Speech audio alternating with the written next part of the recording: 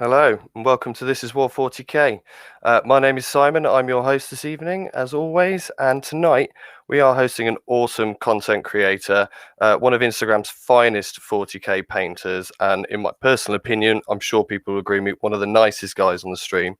I'm going to bring him in and ask him all about himself, so please welcome Kevin, aka CraftAndSheep.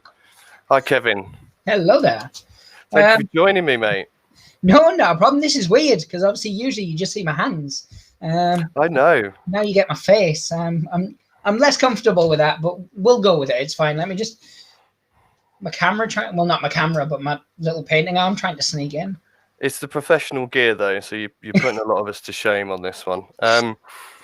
Well, why don't we get you to do us a quick intro from your own perspective? Tell us about yourself. Yeah. So. Obviously, I've been collecting miniatures for about 26-ish years, maybe a bit longer by this point. Started off with Hero Quest, Space Crusade, and Blood Bowl, and I've kind of always collected since. I'm one of the few people I know who never took a dip out of the hobby. I worked for Games Workshop. That was pretty fun. I've worked for some independent stockists, and then I was just a commission painter with like 300 followers on Instagram. And then I had a complete mental breakdown, and somehow I'm like sat on 3,100 people, and some people actually watch me stream. It's odd. It's really weird how it's all occurred in like 3 months, but it's pretty good. Oh, it's great. And yeah, thank you for being honest about that. You do bring up mental health in your streams a lot, which I think is incredibly important. We were chatting just before we went live, and I didn't get to tell you, this is why I do this. Content's been a real lifeline for me. I don't know how I would have got through 2020 if it wasn't for awesome nerds like you, and of course the big YouTube boys, DZTVs. But it's the smaller hobbyists that I'm into, the commission painters, the great artwork, the streaming is what gets me through. So yeah. I think it's really important. Now, I think we have a friend of yours popped in. Is it? Let's see if this works. Hey, Liam. Hey, I've been trying to send him the link. Yes, hello. Oh, we can hear you. Hello. We can't see you. How have you connected? Are you on your phone? Yes, 1 second. No, don't ruin it. Oh, I could have told the story. So he never appears on our YouTube channel, his face. And for ages, we were trying to convince everyone who watched us that he was actually like a Cthulhu-esque monster. And I had to edit out his tentacles every time with a hand. But yeah, now he's going to go on camera and ruin all that. So the story was it was just too expensive in post to get rid of his hands or his tentacles. Yeah. Hi, Liam. Hello. Hi. Welcome. See, look, we're basically having a Zoom call and sharing it with the internet, which is part of what I love about this. Yeah. And this don't say good. Fuck or bugger. This is good for me because most Zoom calls I have to at least dress vaguely professional the top half. So I'm usually like shirt, tie, underwear. But now I'm actually wearing like bottom halves as well. Well, we're grateful. I do the same thing for work, a lot of calls, and granted, I am dressed exactly the same way. Luckily, I don't think any of my employers or colleagues follow me online, but what they don't know is I wear pajama bottoms underneath the calls, even during the day. It's COVID-19, why get dressed? And then I come upstairs and I do streams with awesome people like you, and I don't have to bother getting dressed either. I like your style. No, the first 2 lockdowns I was working from home, but for this one they've actually let me stay in the office. I think it's because they were worried I would go insane. Because I did one, like obviously I'd done the live stream and I'd got a text during the live stream and I was like, I'm not in work tomorrow. And I did 1 day off and then they were like, just come back into the office, it's fine. So yeah, they actually dragged me into the office this time, and it's good. It's good. Yeah, see, I'm actually missing the office because I started a new job in lockdown. Ouch.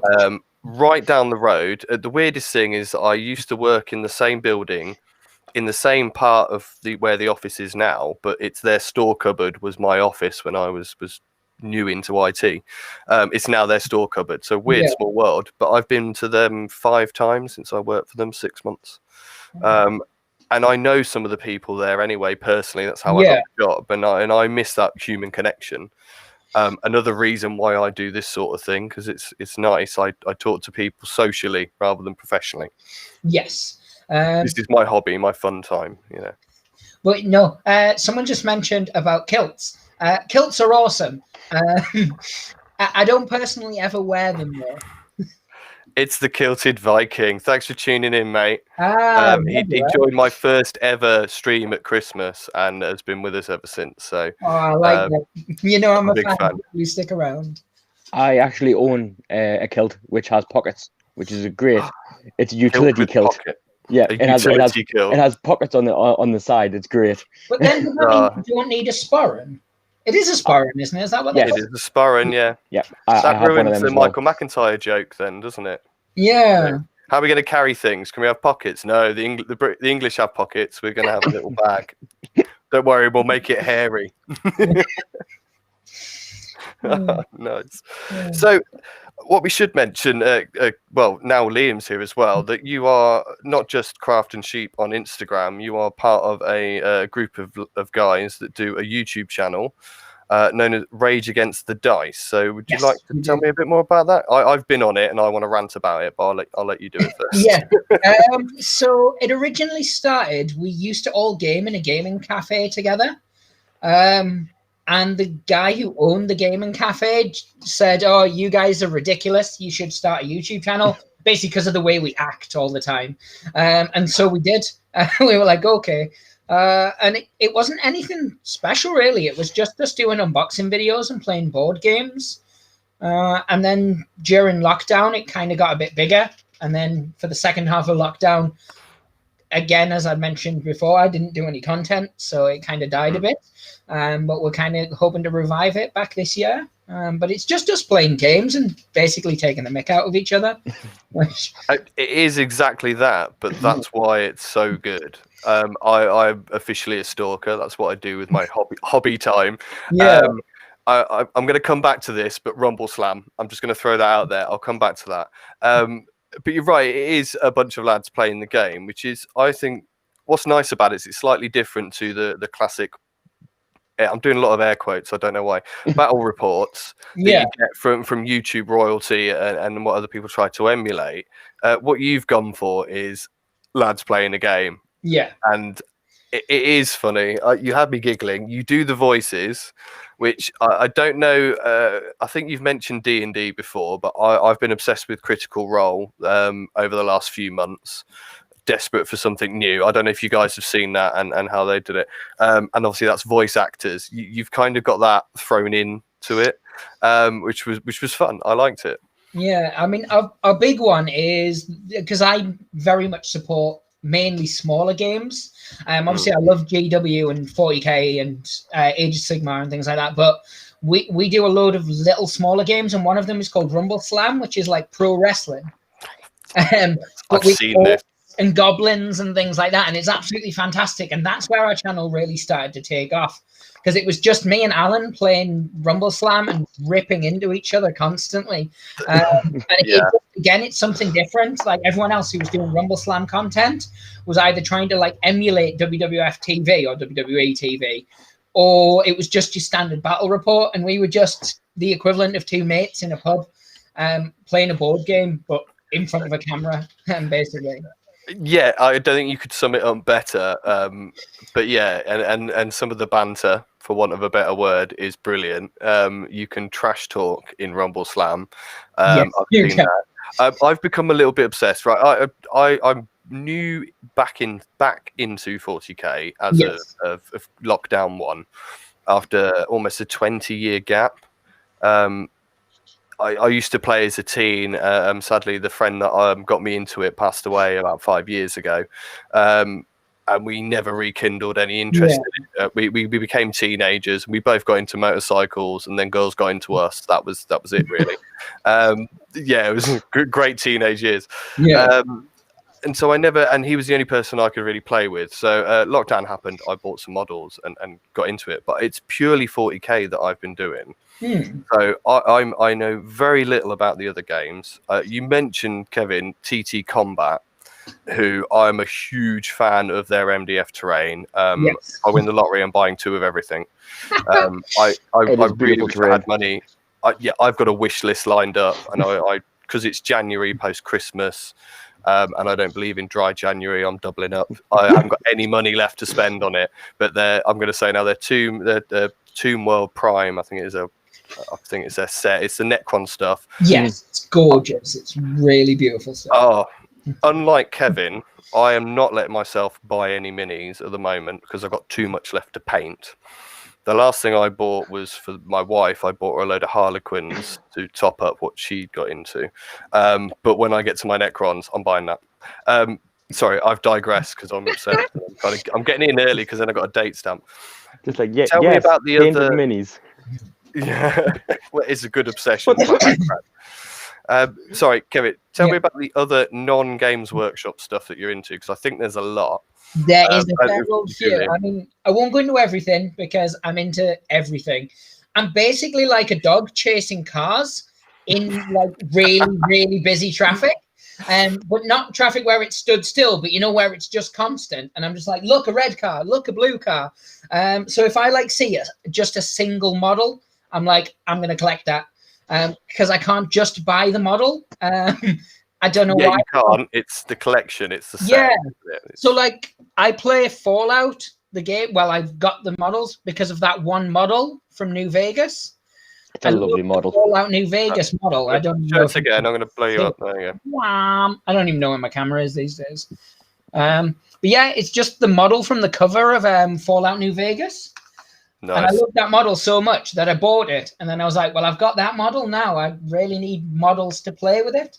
And yeah, that's good logic. But your main companies are Warlord Games, who do mainly historical, but they also do 2000 AD. And I'm a big comic book nerd, so I'm all about that. Then you get TT Combat, who are basically bankrupting me. So TT Combat started. Yeah, they started on eBay, just buying armies, and then splitting them down and selling them into bits as Troll Trader, which is what the TT stands for. For two people in the world who didn't know that. And then they started doing MDF kits and things like that. And then they started buying other companies. So they bought Hawk War Games, and they bought what were they called? Tor War Games, I think. And they just started to like amass these little games that were really good, but were failing miserably for whatever reason.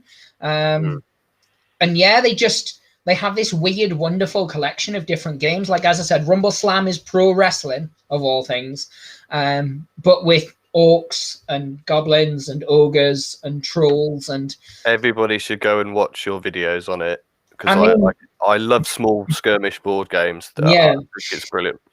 My favorite thing about it is it's basically coffee table size. The range is like they're inch like squared, a large chessboard, 20 inches squared. And it's such a fun game. You can play it in sort of 20 minutes to an hour. Hours take longer because we're ripping into each other so much. But you can actually get a game in 20 minutes if you're not like visually acting out how the tiny little halfling is throwing out the troll. But that's part of what they call the crowd pleasers. I see you guys have to do some kind of. I'm honestly obsessed with this game now. I didn't realize it was a thing.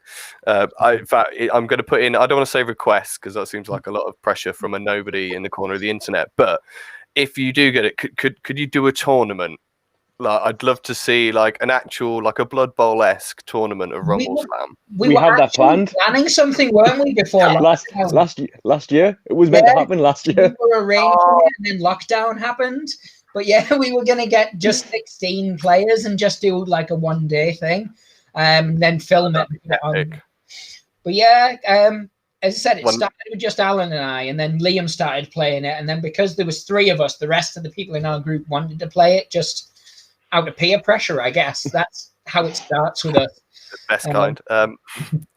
Well, I really love the small board games because 40k is very expensive to get into properly. Oh, it definitely is. And I've still working through Indomitus set. I've built in the Space Wolf army. I've got 8 models that I've done the block work, but haven't done any detail on them. And that'll just be one army. Yes. And then I've got my Necrons to do, and that's before I start buying all of the other stuff I want, because I'm proper into plastic crack. It's got me hooked. I don't know. I'm glad I had 20-year break, so I can technically afford this without a second mortgage. Yeah. But Kill Team, I love Kill Team. My wife started playing with me, so I got her some Harlequins, and she started watching videos like yourself, looking at pictures and getting into it. So that's great, because I'm actually on my gaming board that I made, or put together, should I say, a few months ago, but there's no one to play with. Emma doesn't want to spend 4 hours doing a game a night, so I like looking for these little games, and she's more into fantasy, I'm more into sci-fi. That makes sense. So when I love Blood Bowl, but I see games like that, I'm like, that'd be perfect. You said 20 minutes if you cut out of the showboating and the banter. Yes. Plus, I think there's real potential for a little bit of a round robin tournament style. I'm obsessed with them now. So, but no, it's a very quick game. It's a fun game, and you just start to build this personality into your models. As I said, I've got one of the tiny little halflings, and I painted him up to look like a really old wrestler called Harley Race, from my childhood. And just for whatever reason, he just seems to eliminate trolls like it's going out of style. Like every game, he will eliminate 2 or 3 people. It's this tiny little halfling, and he's become somewhat mythical on the channel now. Like Epic. If he doesn't successfully throw someone out, it's like, what? That's not a thing. That shouldn't be a thing. So he's created his own story just by you playing him, basically. But yeah, there's loads of little. That's the thing is, everybody knows about Games Workshop because they're the brand. Yeah, they are. That's exactly it. They're the brand. But if you just snoop around the internet for like 3 hours, you will find everything and anything. Like as I said, I've got like Final Fantasy models. There's Vivi from Final Fantasy 9. I love Final Fantasy. Final Fantasy games are amazing. But yeah, like I just randomly found that one day. I was looking for something else on the internet. I was looking for Naruto miniatures to paint up for a friend for his birthday. And on the same website, they just had like Final Fantasy models. You're like the greatest friend ever. I love a mate that went, oh, it's his birthday. I'm going to paint some models for him. That's why you have so many followers. I think everybody wants to be Kev's friend. Yeah. I would. No, as I said, it's really weird. Like I genuinely, I've had the CraftAndSheep for my commission painting for about 2 years, and I genuinely had about 200, 250 people. And then, as I said, I've always had mental health problems, but I just started talking about it. And one of my friends who also has a YouTube channel, not a YouTube, an Instagram channel called The Crystal Labyrinth. She was just like, just talk about it. Like the worst that's going to happen is people are going to unfollow you. And so I did, and it helped me, and it seemed to just resonate with people. I actually watched that video earlier, which I wish I'd seen it earlier, if that makes sense. I've seen one other video like that from Winter's SEO. I don't know if you follow DZTV. Yeah, I know. I'll say the same thing to you as I posted on his. It's an incredibly humbling thing to see someone do, and it's incredibly brave to share something so personal with literally the internet, the world, whoever wants to see it. But you are inadvertently speaking for thousands, if not more, people that are all experience it but wouldn't share it. So if people don't like it and people don't follow you, then you've lost nothing. But I hope you realize that it helps other people, but you should only do it to help yourself. Like you said, it did help you, but you have helped other people by doing that. It's a brave thing. No, I mean, it's, as I said, it's weird. The first post I ever did afterwards, because I'd done, obviously my partner and I split up, and I did a very generic, we've broken up. That's why I've changed my status to single. I don't really want to talk about it, but yous are all going to email and ask me about it. So this is my generic response, like my pre-written statement. Get ahead of it, Yeah, and it backfired, and everybody just poured into my inbox, just like, "Are you okay?" I was like, "I'm pretty sure I told you not to do that." Yeah, I came on here just to make sure everybody knew I was okay and not Yes. even ask me. That's it, yeah. And just something strange happened. Just people were telling me the same stories. They were like, "Oh, that happened to me too." And then I started to open up a little bit more. And then, yeah, it just got to a point where I was like, "Screw it. I'm going to tell people exactly what happened and why that relationship ended." And then even more people just piled in. Just like, "That happened to me. And how are you coping with it?" I'm like, "Oh, I'm doing this." And they're like, "Oh, I did this." And yeah, which is nice. Obviously, it's a very personal and private thing that you shouldn't have to share or feel the need to share, but it's but it is, I suppose it's nice in a way. It's like you've created a support group that you know obviously no intention of doing. Yes. And I know that you have a private Instagram account that you direct people to if they want to talk more in that line than the 40k or the mini painting and stuff, which I think is awesome. Because you try not to, you can't not blend the two, because that's who you are and that's why we follow you. So don't change that. But you do sort of try to go, this is my escape. If you want to talk about this, come see me here, which I think's a great way of trying to separate the two. I know that's not strictly possible. People will ask you. Here I am inviting you on to talk about content. We're having this conversation. So on that note, but no, I do think it's an important thing. It's why I do it. It's why so many people I know get involved in this. We need an escape, and anything that's got orcs smashing things is cool. That's it. That's what you need. Yeah. Right. So, should we do some questions? Now, these are a bit of an interview style one, but now we've got Liam, I'm going to open them up to you as well, mate, if you want to drop in and answer them. Yeah, sure. For me, this is more about helping people new to the hobby, because technically I've not been back 12 months, so I'm absolute noob. So I like questions that might help me and maybe other people. So question one, what is the one thing that you wish you had known before starting this hobby? If you can go back to the very far, do you want to answer first, Liam? Being newer back into the hobby than I am. One thing I wish I'd known before starting. Don't play Sparks. Don't play Sparks is definitely high up there. I think probably one of the biggest ones is the don't. How can I put it into words? Like don't have crazy high expectations, because I was never a fantastic painter. I'm okay now, and I am improving. But I see loads of people that go and come and go, I could never paint that model, and you go, well, yeah, but that guy's got 15, 20 years experience on you. So paint your first model. It mightn't look fantastic, but it will improve. And I think that was when I first started. I was a bit like that. Now, with hanging with these guys, I'm like, yeah, I'm an okay painter. I've got like tabletop quality paints, models. I'm happy with that. I am improving on certain aspects. So I'd say that's a big one. That is actually one of the biggest things that I would tell people. Not that I'm in a position, but it's paint to the standard you're happy with. Don't compare. I only do tabletop standard. I don't have the patience or the talent of someone like Kevin that could do it to the detail he does. I get bored too easily, eyesight, hands. But I'm happy with my models. They are at a standard that I'm cool with. That's important. Kevin, what do you reckon? What's one thing you wish you'd known? I would say probably the one that I used to tell everybody when they started in the hobby, which was build and paint your models before you buy more.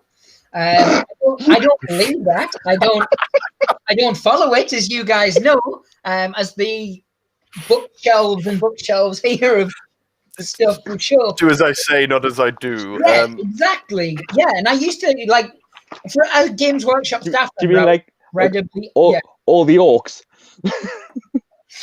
I just told you to buy a truck. Like I can't even turn the laptop round. I can't hold as many as I've got here. But yeah, like for a Games Workshop staff member, I was always incredibly honest, and I would tell people, like, do you really need to buy that set because you haven't painted your other stuff? It's just so hard when you see all the pretty models and you're like, I just want to buy them and I want to build them, and then I want to put them on a bookshelf of shame. You sound like the worst shill for Games Workshop ever. Like, I'm obsessed and I want them all, but you should probably be sensible with your money. Yeah. Games Workshop probably loved you when you worked for them. So great, we're paying him, but it's just going round. Or it was terrible. They have something called employee wage deduction. I've talked about it a couple of times on the Instagram stream, where they take it direct from your money. Pre-tax. Yeah, pre-tax. And £12 was the lowest wage I ever got. Oh my God. I know. Which, bearing in mind, I used to get about 1,200 a month, like after tax. And 1 month I got £12. See on the street selling minis, going, I'm going to eat this week if I can flog some. No. One of the area managers actually came to the store at one point and wanted to see all my models because he thought I was buying them and selling them on eBay. Of course, yeah. Cheap discount. And both, like myself and my manager, kept all our armies in the basement. Not like a weird dungeon or anything. It wasn't creepy. It was where our stock room was. Yeah. So I just like presented up with like 20 army cases and just put them out on our 8-foot-by-4 gaming table. And he's like opening them up and he's like, nope, you have another problem, but it's not selling models. No. Well, at least it proved your innocence, but then showed a far darker situation. Oh, yeah. A very much far darker situation. Well, I think you've already answered the next question, so it rolls in nicely. What is your biggest failure and what did you learn from it? Is it buying too many minis and not painting them? Or is there too many? Can you buy too many? I'm not sure. I could build an extension. Yeah. Yeah, I would say overreaching just in general. So you'll like get 1,000 points of an army. And then before you've even learned how to use that army, you're already looking at your 1,000 points of your next army. And so, like, when I worked for Games Workshop, I was terrible for it. I would justify needing to buy a new army because I would have to teach other people how to use it. So I'd be like, I'm going to buy this Eldar army this month. Solid argument. Yeah, and then I can teach other people how to use their Eldar army, and then I'd use them maybe twice, and then a new release would come out, and I'd be off. So I would say that's probably it, like overreaching in general, just like. And you are exposed to it. That one. Yeah. Liam, have you got a failure worth sharing the world? I think pretty similar to like what Kev said there. It's a case of going, I'll like such as the biggest one was before lockdown we were going to start Gorkamorka. Yes, we were. And Kev said pick up a truck, and he's got some orcs that I could I could raid his bid box, build some orcs, and use them.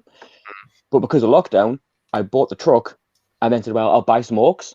So I bought some orcs, and then I bought some more, and then more, and then another truck. And 3,000 points later, that'll be good for Walker Walker. I can pick what I want. Pretty much, yeah. So, and then obviously with the fantastic British weather, it's like they're all built, but I can't get them painted because I can't get them primed because of the weather. That's why you need a special priming shed like I've got. That's what I need. No. That TT combat terrain I was talking about earlier is not primed yet because the weather's just been so damp and so rough. Yeah. And it's MDF, and I'm obsessed with it, but it needs doing. I've had the paint since I got it 3 months ago. Yeah. But yeah, I'm going to sit and gripe. I haven't painted much this year, so it's shameful to be honest.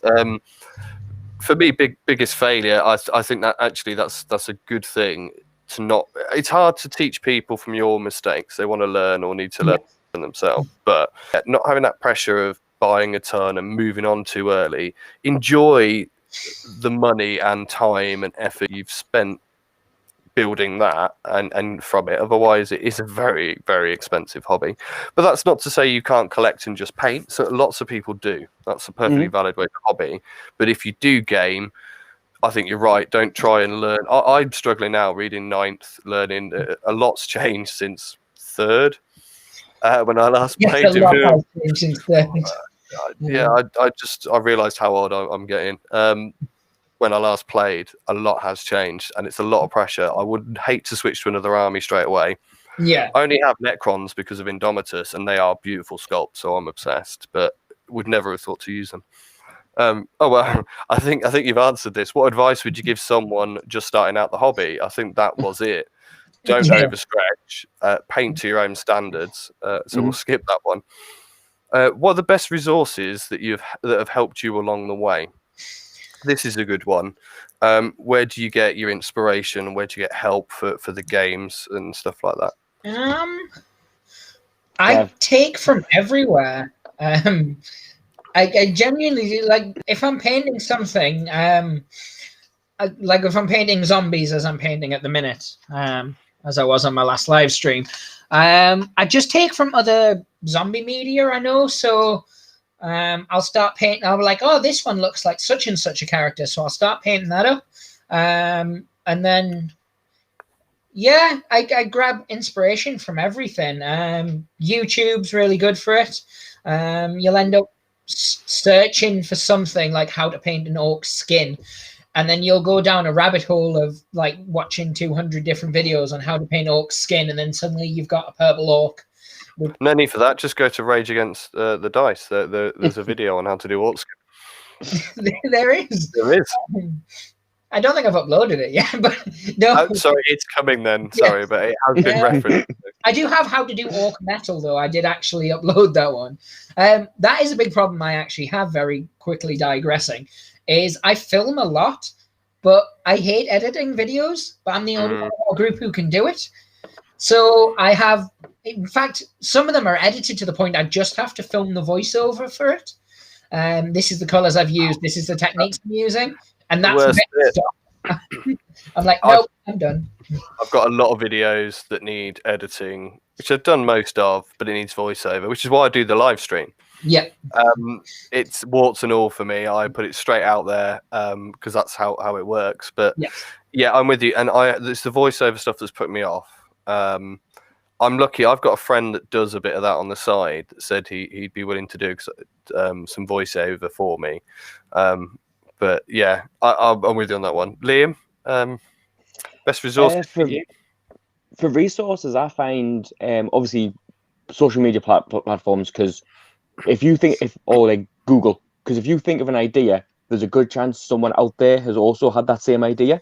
So you can go and have a look, see what they've done. But also friends. I've like the amount of times I've bounced ideas off Kev and been like, I'm thinking of doing this. What do you think? And he's like, try doing it this way. And I'm like, oh yeah, that could work. But what about? And then just back and forth. So I think bouncing ideas off other people is also a good idea. Yeah, absolutely. And you're lucky. Obviously, you've got Kevin and his 15-year addiction or whatever. But as you said, Liam, it's experience as well, so it's good. Like I said, I'm sadly I don't have that. I get it from the internet. If I want to go look at paintings, painting minis, Instagram by far one of the best places. Technique though, YouTube, and it's pretty good to search for that. But I'm not a massive painter. Obviously, I focus more on trying to work out the games, and now there's a whole world of TT Combat owned franchises that's going to ruin me for months. Okay, well, Liam's already done this one, but who are 3 people that have been most influential to you in the hobby? I think Liam's covered that Kev is, I would say, influential, but definitely input is a valuable resource there. For me, yeah, it's definitely Kev.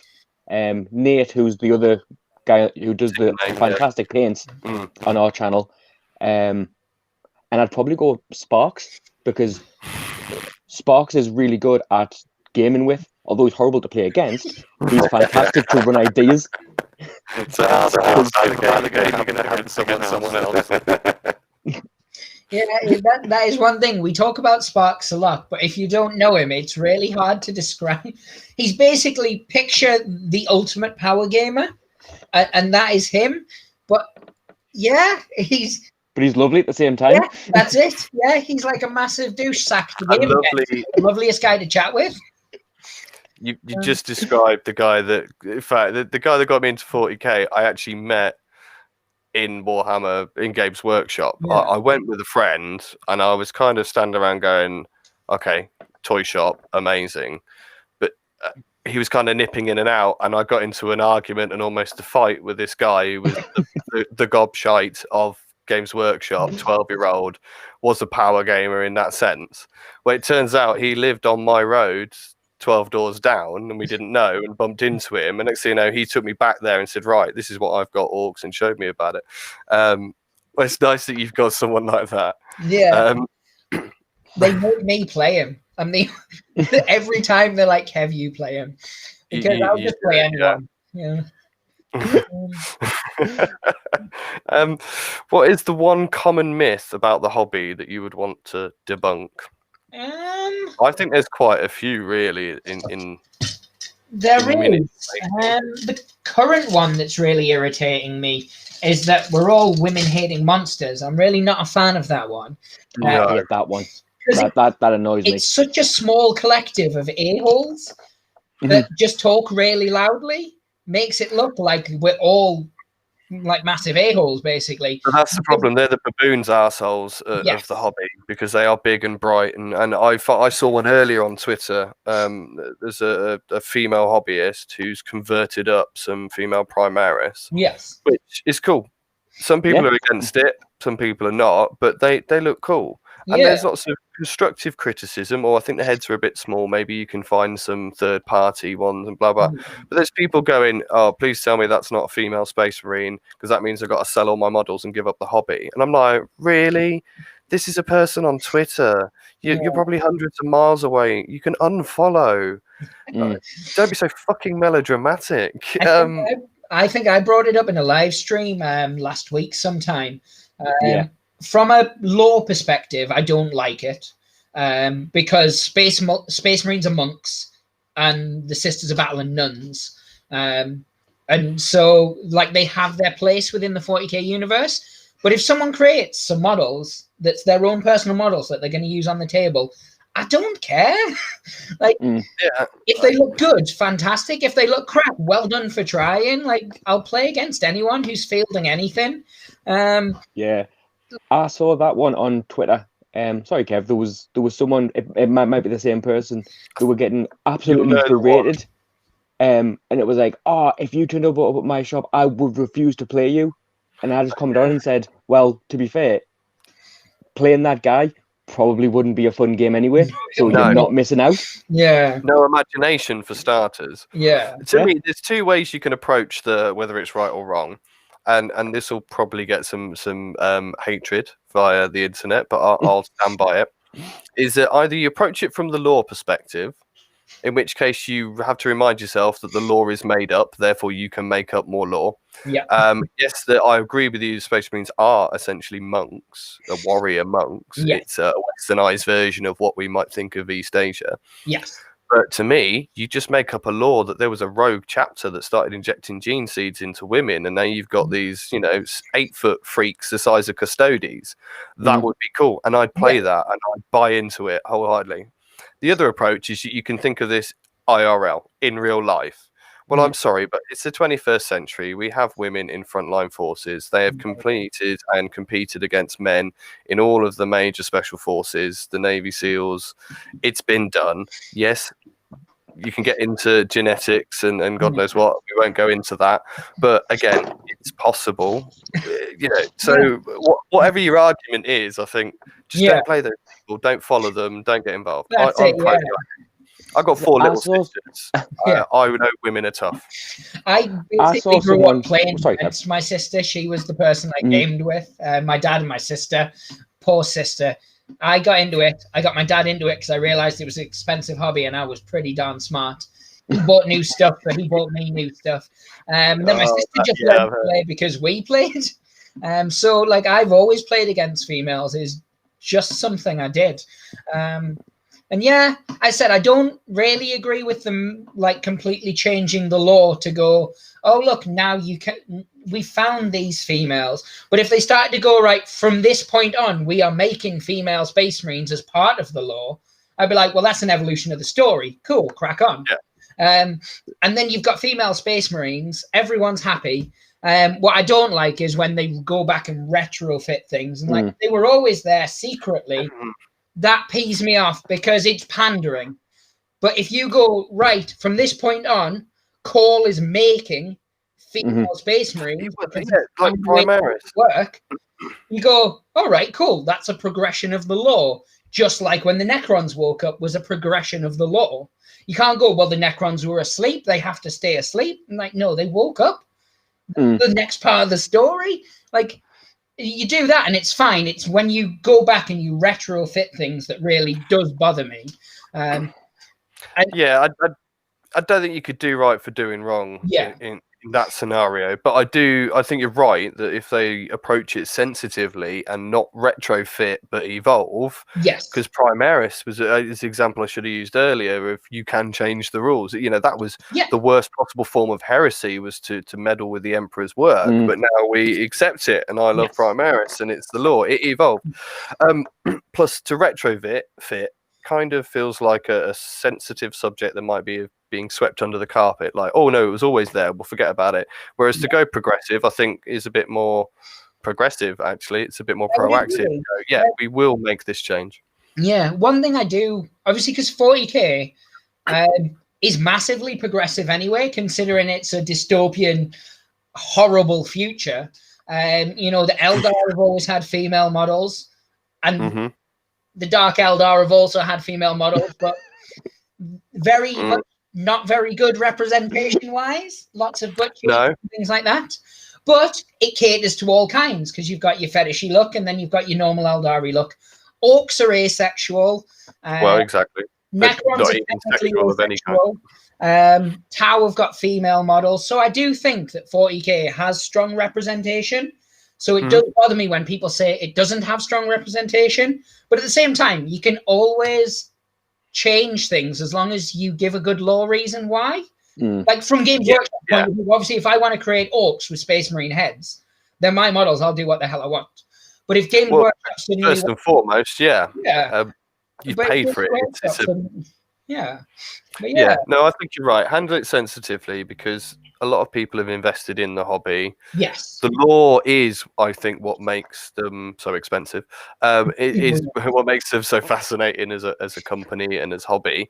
Is because we've got 40 years of content and evolution, and that's why it really riles me when people go, "You can't change the law." You can. One of them several times. You have to. The reason that fantasy died was because, well, 3 reasons. 1, they didn't evolve the story at all. They got to a certain point and went, well, this is kind of where we're at. We're going to keep it at this for 15 years and hope that's enough. The second was they brought out a new edition, which meant you needed larger unit sizes. And the third was they then made those boxes, instead of boxes of 20, boxes of 10 for the same price.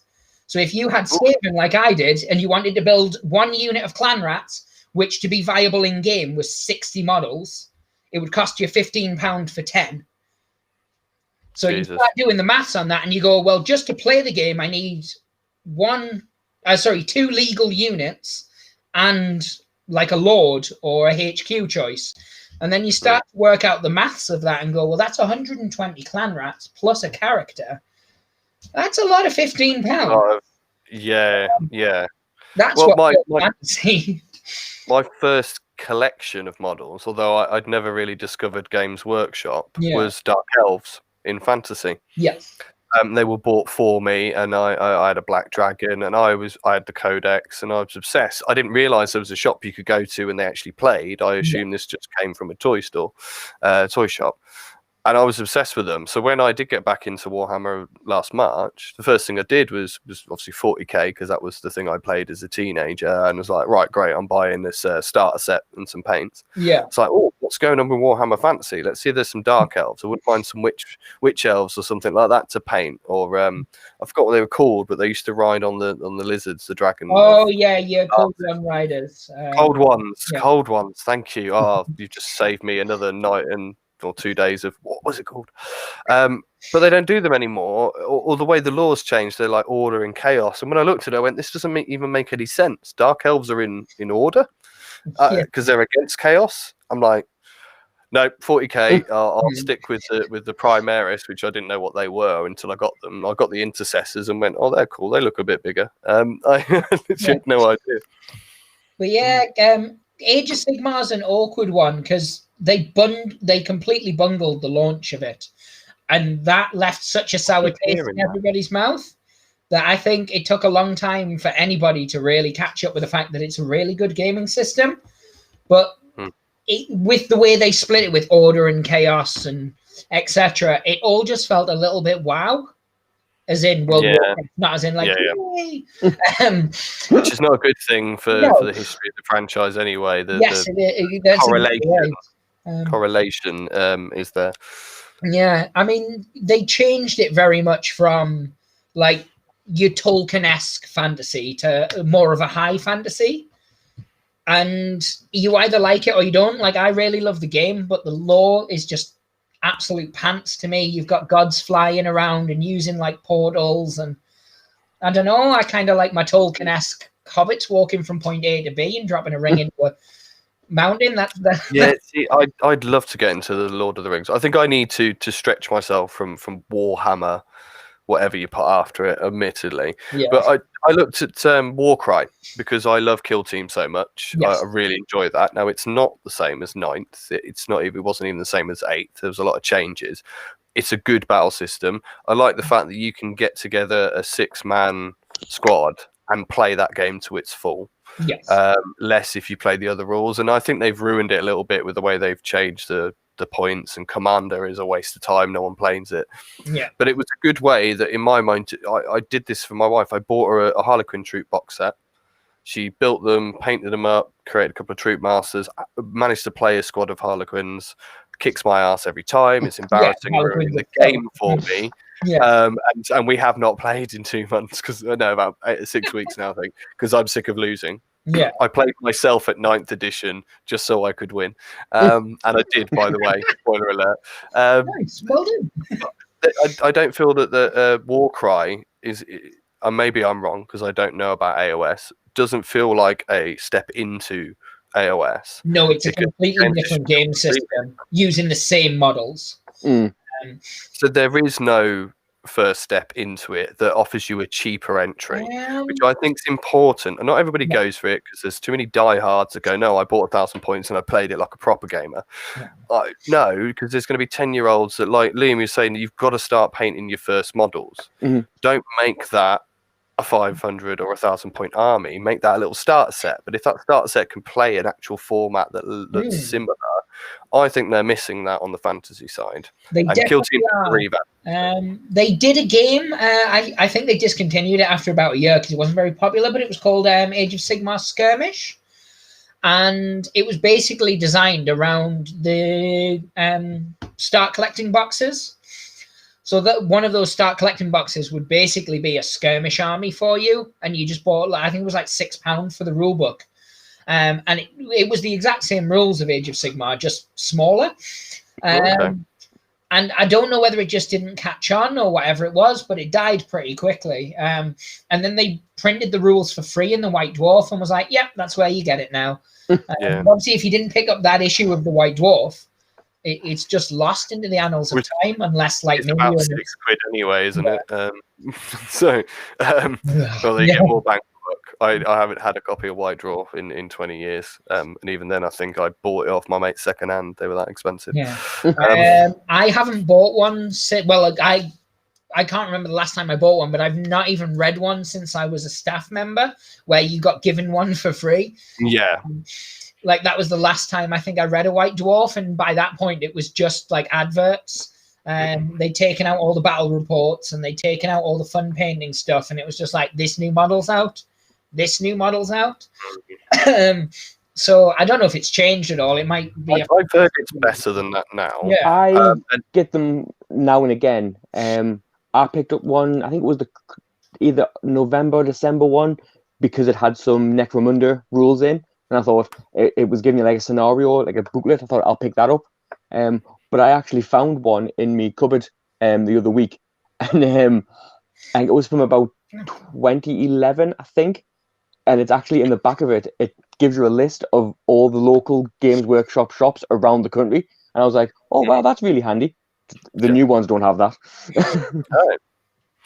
Well, I'm glad you brought up the Necromunda scenario or whatever, because luckily Warhammer Community does post some of the content of White Yes, Dwarf they do. now after the fact, and I keep reading it, and I don't seem to get the alerts. I think I've clicked something wrong, the emails, but they've done a lot of kill team rules and scenarios, and I'm not a Spiky Bits, obviously. I'm not up to the date on the latest announcements or the rumors or anything, but I would like to get notifications to come through and tell me there's something here. And sometimes I think White Dwarf would be quite cool way to get that content. So maybe I'll do what you do, Liam, and maybe just pick one up every now and again, just to see, because I'll see something on the front or that might be good rather than the whole hog subscription. Because that probably would be another mortgage.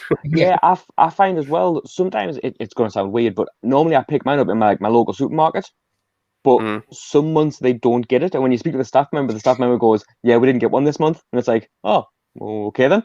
Come in next month. Oh, there's 3 copies. It's like, that was like okay. the algorithm magazine was like that. So it's normally, if I see it and there's something I want to read in it, I'll pick it up. But I think it's about £7 now. I think 6-7 quid for the magazine. You think? I think it's about 6-7 quid. I think I've got a copy somewhere. But to be fair, that's what a coffee is these days. So that's well, that's not that bad either. That's a fair point. Not that I know, because I don't go. Yeah, because you don't go out the house ever anymore. No, but I do get coffee delivered occasionally. It's not the hardest lockdown ever. Has he got one? Has he found it? Oh, the screen's gone. There. Yep. Sorry. The last one I got, $5.99. Okay, that's not too bad. I think it'd be worth picking I up. think we bigged that up as more expensive than it was. Yeah, I thought it was more expensive, but yeah, that was the that one, the gift extravaganza one, and that's going to get me blocked for as long as we don't show any content. Yeah. So, gents, Rage Against the Dice YouTube. Kevin, you finally seem to be getting through some of the backlog. You put some stuff up. What can we expect? I mean, we've got up until this lockdown ends, it's going to be mainly painting content. I've filmed a couple of solo games of The Walking Dead All Out War. Nice. I want to see. Yeah, I've tried to keep them as entertaining as I can. But at some point, it's just me talking to myself, and it's a little bit crazy. I do talk to Carl a couple of times, the little model. That helped kill the tension a bit. I can't wait to see it now. Like, this is a hairy situation, isn't it, Carl? And I look at him and speak back, and I'm like, you're the same. Yeah. So once lockdown's over, though, we've got Gorkamorka, we've got Marvel Crisis Protocol, we've got some small games of 40k, the Combat Patrol size one, which is like 50 power level or 25 or something like that, whatever it is.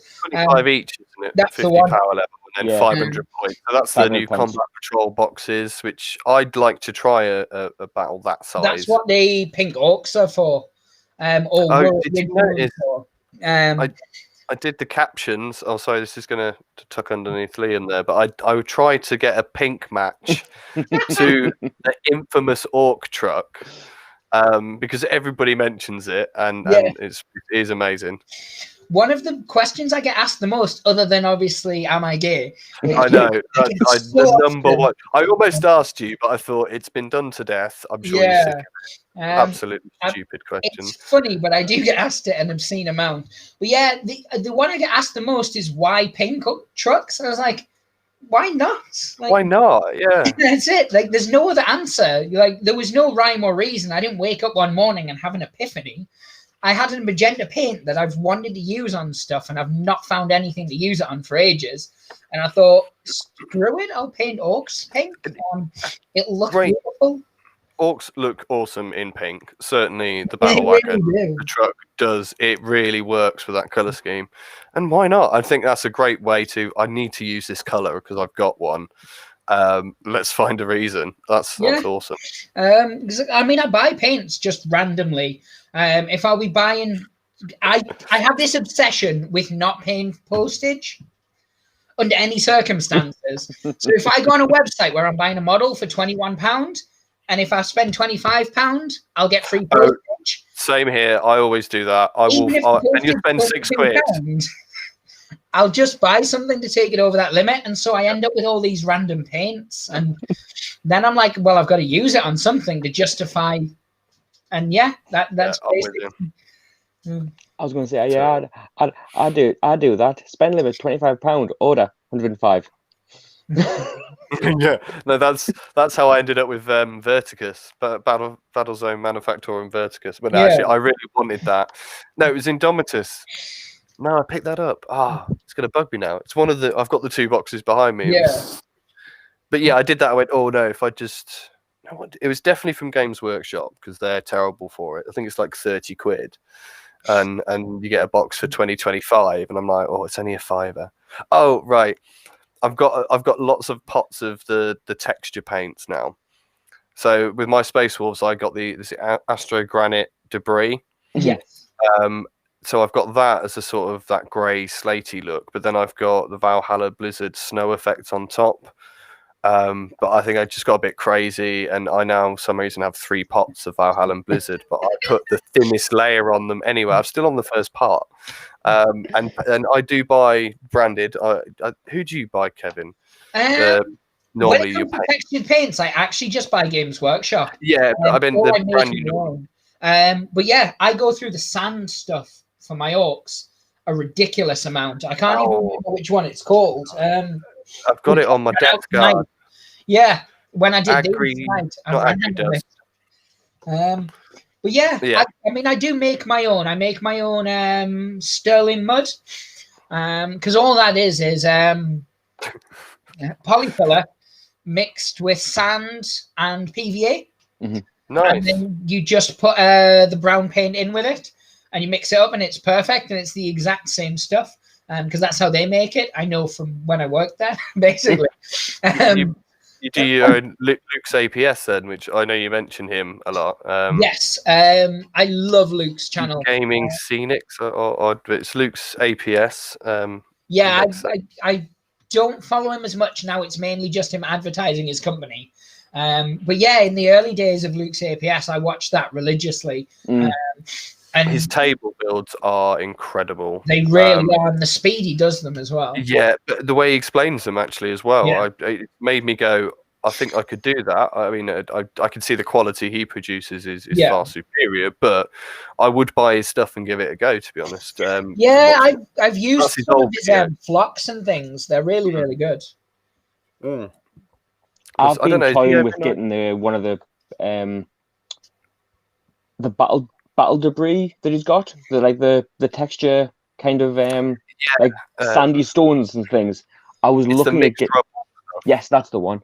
I was looking at getting that a while ago, and then didn't for some reason. I can't remember why I didn't do it. I think it was you bought a whole orc army, probably. Yeah, that was it. Got to 3,000 points. Yeah. See, I'm trying to avoid anything like orcs. Definitely not guard. Something that involves a lot of models. Yes. Well, apart from the fact I've still haven't finished my Space Wolves, and I've got a Necron 1,000-point army to do, and I know before I get to the end of that, there's going to be a Silent King and a Satan Shard. When I've sold a limb or a kidney to pay for them. Yeah. So I won't get through them quickly. But I thought for my next one, because I'll just rush straight onto that. I'm going to do Imperial Knights, just something that I can finish. Although that'll be expensive, but just be like one model that takes me like 3 months to paint. I'm the world's slowest painter, by the way. You could really not. A box of Custodes is like 1,000 points, I think. I did think about doing Custodes, because I kind of like them, but I want to get away from Imperium, admittedly, and that's the other thing that puts me off the Knights. I've got Xenos. People keep telling me, get a Chaos army.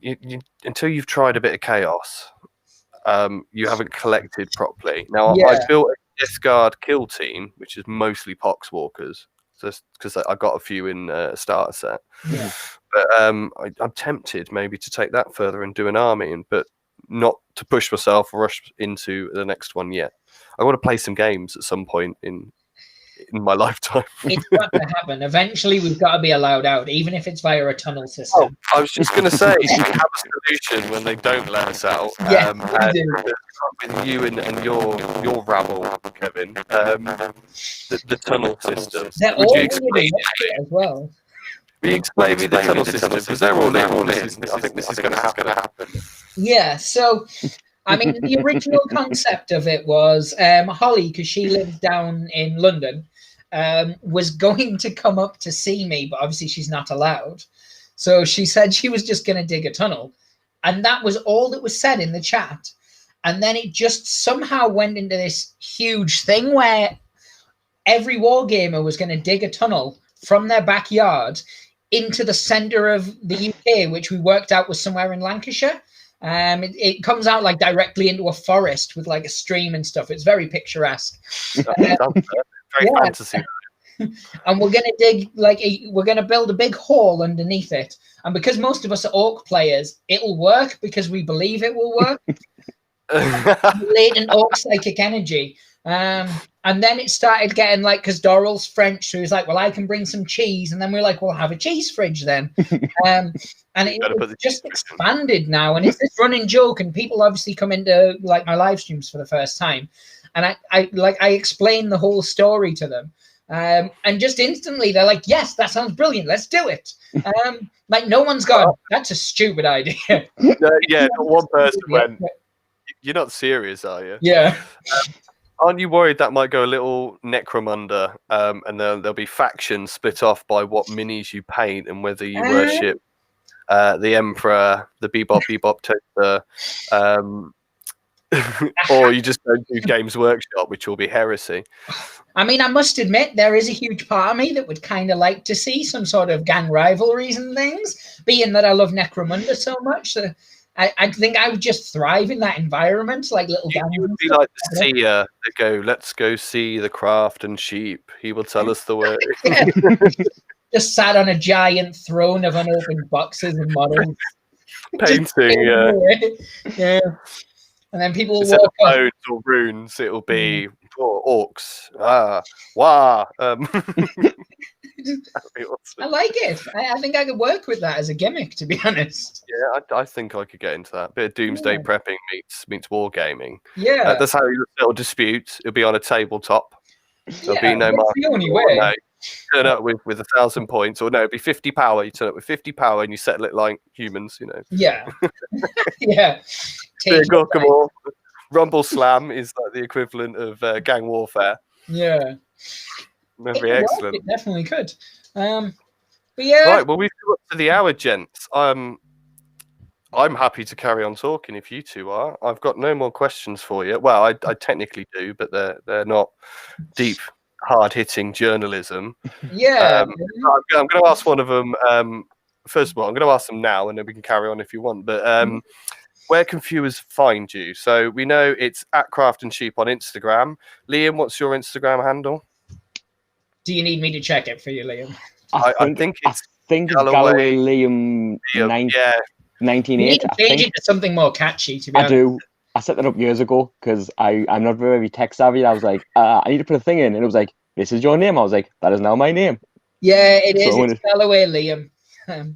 So yeah, I'm gonna change that. Liam 80 what? Sorry. 1 second. No, he's gone.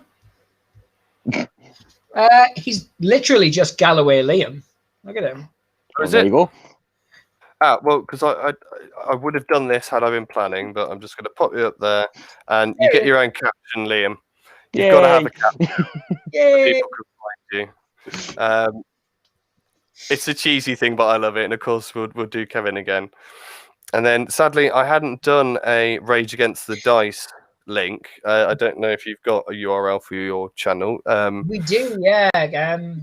I haven't, so stop rubbing it in. Come on here, showing off your fancy follow account, and but yeah, and I recommend people do go and check out Rage Against the Dice. There is still tons of content to go back and watch. Some of it is brilliant. I have watched it.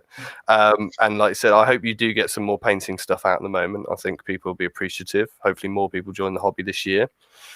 Yeah, I mean, What's coming next, though? Um, Oh, no, you've covered what's coming next. Sorry, but what's the very next? What can we hope from the channel first out of all the wide stuff you've got coming? Gork and Walk is going to be a big one. We're trying to make it so we can do our well, not D&D, but more specifically Cyberpunk RPG. Oh yeah. I said ours, like I wrote it. I didn't, obviously, as in. I'm going to cut that out and yeah, have you on a loop. I wrote it. It. That's going to be people's text message tones.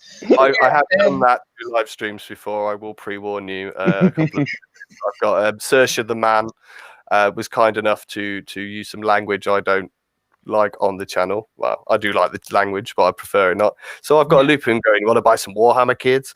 So I like it. But yeah, we want to do more we want to film some role playing for the channel. But as I said, our language gets very colourful when we're role playing. So we need to figure out how we're going to do it, whether it's just I edit out the swearing or whether that's why we don't do it live, though, for that reason. But yeah, I think we're going to try and concentrate on stuff we can still do during lockdown. So that might be just role playing and painting for now. Maybe some secret underground gaming. I was trying to sneak out that on any channel, preferably not recorded and on the internet. There'll be no underground gaming. We're not condoning it. I don't know what you're talking about. Safe gaming, kids. Alan and I were trying to figure out how you would play Rumble Slam over like Skype. Because Tabletop Simulator is the only way to bridge. Although, have you seen Midwinter Minis has managed to do a couple in between and before COVID against Mini Wargaming's Dave in America, using his other half Penny as the avatar to move, and that was on a start collecting box. So before the combat patrols came out, and it kind of works. So maybe because you guys know each other in real life rather than across the pond and time zones, you might find that an easier way to. You might find that works. Check it out. It's the first one. I should check it out. But yeah, we want to do gaming, and Nate and I have messed around with Tabletop Simulator, but we tend to just get really bored and flip the table. It's very childish, but so much fun. I've not tried it personally. I don't think it would give me that tactile. I think you said it in one of your videos, Kevin. Rolling dice. Yes, I like the feel of rolling dice and the sound and. Yeah, it's the tactile, the texture, the sound, the feel. It's the feeling you get when you nail the sixes and it ruins someone's day. You know, it's no substitute for clicking a button. That's one thing that we were actually talking about in like our private chat. Is we have been like doing D&D over Skype and kind of over Roll20, and although it's fun, and because we're still playing D&D, we're still playing, but I don't enjoy it as much as I did sitting around a table and feeding off the other guys and kind of bouncing back and forward and getting it, because it isn't the same. It's still fun hanging out, but it's just not. It's not as fun. No, I agree. I mean, like now I'm engaging and stuff, but then like as something pops up on my phone, I kind of glance at it, and like Holly before was like, "What you doing?" So I was just like, "I'll take a photo of the live stream." Like if I'm gaming in person with people, I would never think of doing that. I don't know why. Like it should be the same, but your brain, I think, has a disconnect because you're separate from everyone, and I think that just kind of, I said subconsciously, you just know. Whereas when I'm playing, like as I said, if I'm playing a game and I'm in a room with someone, Liam, when you play with me, I'll put my phone to one side unless we're filming something. Well, it's normally filming, Like it could be my children are on fire, but if I've got dice in my hand, they can just put themselves out. I'm sure they'll be fine. I think the only time we ever get our phones out when we're actually gaming is, like I said, either filming or it's to take a picture of something like on the table, because it's like no one will believe that I've just rolled like 12 sixes. Oh, like that time we were playing Marvel Crisis Protocol and I rolled 20-something dice against Sparks and didn't get a single hit. Oh, it was just like, how is that a thing? It's like, we need a photo of this because no one will ever believe it. Yeah, that kind of thing. more for me, it's like, oh, that's a picture for Instagram. If we get that now while we're playing Kill Team, we can just carry on with the rest of the battle. Just that's the one, we're done now. I'm trying.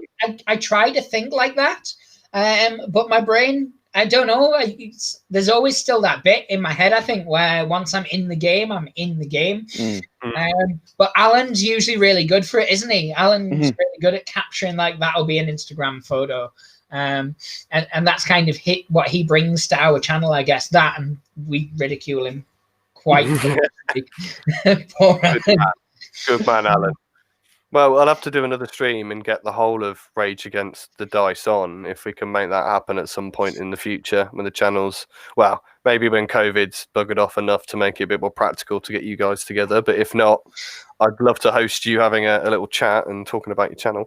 Yeah, the only one that would really be difficult is getting Sparks to come on, because he's very, like, low profile internet wise. Like, he only uses Twitter, doesn't he? Yeah. Like, the one platform everyone else in the world universally hates. We use it, but we despise it while we're using it. Yeah. Like, I feel myself as I'm tweeting, like, why am I doing this? Like, I hate Twitter.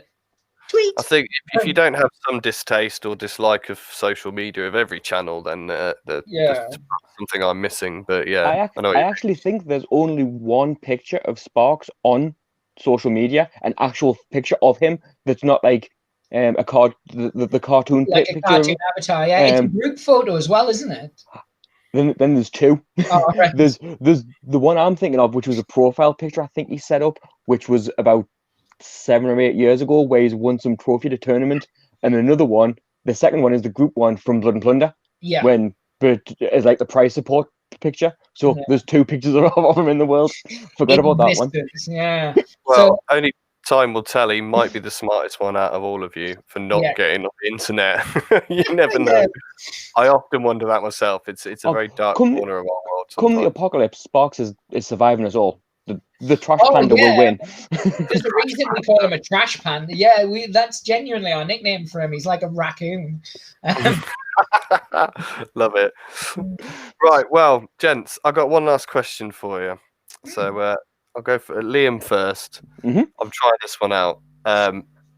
Imperium, Chaos, or Xenos? Got to pick one. I've got all three. If you have to choose a side, it's the end of the universe as we know it. You have to pick a side. Imperium, Chaos, or Xenos?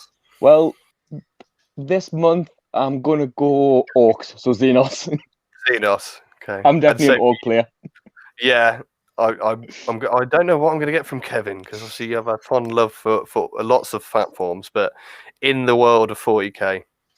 Yeah, I think Xenos is obviously going to be the easiest one. That's like a given for me. Although I do actually have more Imperial armies than I do of anything. Because I don't know why. I just seem to... I don't even like painting Space Marines. I just like building them, so I keep buying them. But I mean, yeah, Xenos for me. Obviously, Orcs and Eldar and all the spiky bits and stuff. Well, tell you both that you're both wrong. It's Imperium, but thanks for playing. Liam, for I nearly went Dark Angels, so I could have been Chaos and Imperium. Oh, no. Oh, look at you sneaking in edgy jokes at the end there. Well, firstly, Liam, thanks for jumping in, mate. No Last problem. minute prize that, but fantastic. I did say to Kevin a while ago as well, if you want to bring some friends, tell him. But no, thanks for joining us. And of course, Kevin, CraftAndSheep, thank you so much for joining, mate. As I said to you before the stream, I feel terrible that I've stolen you both from time with your kids, but they're happy playing games, but also from your own channel, where there will be infinitely more people paying attention. But that's what I do. This is fun for me. I just thought I'd steal you for the evening for my entertainment. But I'm eternally grateful that you did. I appreciate it. So yeah, I've really enjoyed it. It's actually oddly nice to not host. Yeah, what's that like? Yeah. Well, no, see, I don't have to do a lot really because I'm just sat here like, wide-eyed, just staring at you guys. Oh, he's saying something cool, it's amazing. Oh, he's got one of his models out. Oh, he's brought Liam in as well. There'll be some banter, it's great. I don't actually do anything. I'm just the tech guy, and I get that wrong most of the time. It's hilarious. But no, thank you both, gents. Really appreciate it. Happy wargaming. Oh, we've lost Liam. Oh, he's gone. I didn't even kick him. That's the first time it's happened. Well, I was just going to say I'm really looking forward to, of course, more Craft and Sheep streams, because what else will I do with my evening? It stopped me going spare, and I'm looking forward to chatting on there again. But also Rage Against the Dice, because I love YouTube content. I've been stalking your videos, so and I'm already obsessed with platforms that I can't afford to be getting into right now. I mean, I will say Rumble Slam's pretty cheap as games go. You are a shield, just not for Games Workshop. Yeah, man, I'm heavily shilled for TT Combat. I really am. It's TT Combat, isn't it? Or they own it now. Yeah, so that's fine because I'm going to be giving them all my money for the rest of my life. Yeah. Unless I buy the odd mini, but I think I'll be getting into that. So that'd be great. No, thanks immensely, mate. I really appreciate it. And on a Saturday. It's been an absolute pleasure. Thank you. No, I really enjoyed it. So take care, mate. I hope you have a great weekend, the rest of it. You too, sir. See you later. Take care, man. Well, thank you, everybody, for joining us. Special thank you to Kevin. That was amazing to get him on here. Now you can see I was right. He is Instagram's nicest guy. And big thank you to Liam for jumping on last minute. It was nice to have more of the Rage Against the Dice crew on here. So thank you for joining us. Next week, I've got Rin's Third Company and Shifty Industries. We're going to be talking lore and backstory for your armies. I desperately need some help, so I hope you can tune in for that. Till then, take care.